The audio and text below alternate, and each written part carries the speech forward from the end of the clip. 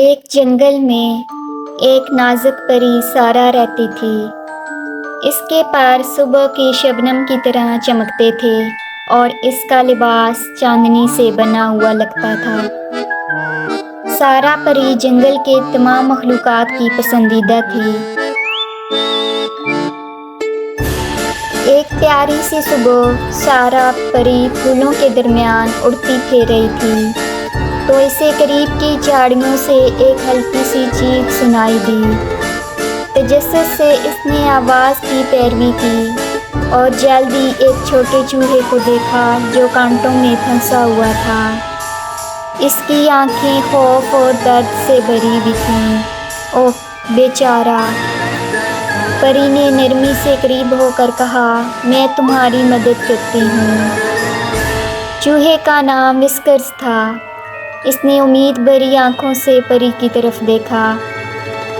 سارا نے احتیاط سے اپنے چھوٹے ہاتھوں اور تھوڑے سے جادو کی مدد سے کانٹوں کو ہٹایا اور وسکرس کو آزاد کر دیا۔ بہت بہت شکریہ، وسکرس نے کانپتی ہوئی آواز میں کہا۔ مجھے نہیں معلوم تھا کہ میں کیا کرتا اگر آپ نہ آتی۔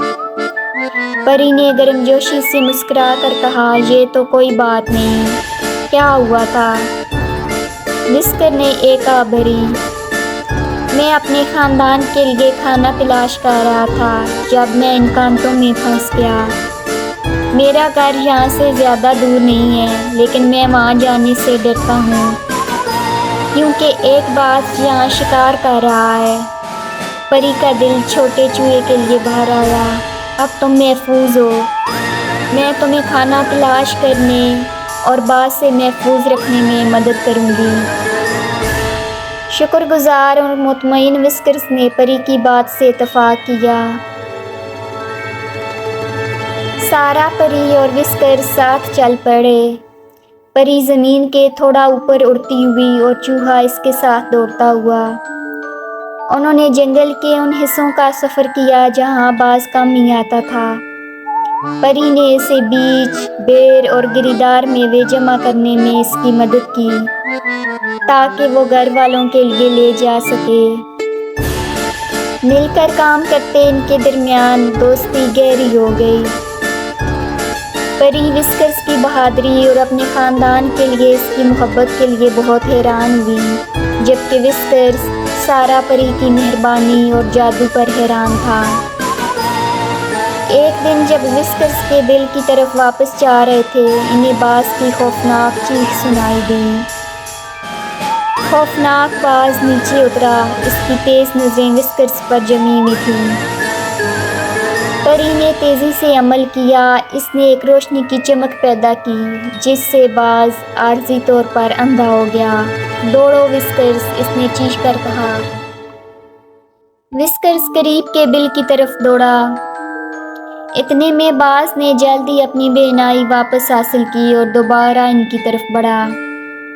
اپنے دوست کو بچانے کی کوشش میں سارا پری نے اپنے جادو سے ایک بہت بڑے خوفناک گرجتے ہوئے ریچھ کا فریب پیدا کیا۔ باز حیران اور الجھن میں ریچھ سے ڈر کر اپنا راستہ بدل کر آسمان میں اڑ گیا اور دور نکل گیا۔ پھولی ہوئی سانس اور کانپتے ہوئے دل کے ساتھ وسکرس بل سے باہر آیا اور سارا پری کے پاس بھاگا۔ آپ نے ایک بار پھر میری جان بچائی، اس نے آنسوؤں کے ساتھ کہا۔ پری نے اپنے چھوٹے دوست کو گلے لگایا اور میں ہمیشہ بچاتی رہوں گی وسکرس، دوست ایک دوسرے کا خیال رکھتے ہیں۔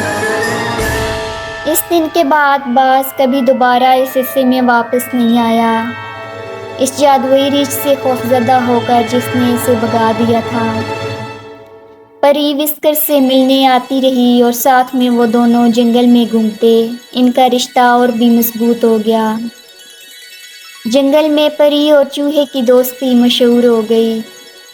پری اور وسکرس خوشی سے گھومتے، ان کی دوستی جنگل کی تمام مخلوقات کے لیے امید اور خوشی کا نشان بن گئی۔ Subscribe my channel and press the bell icon for princess and fairy tales.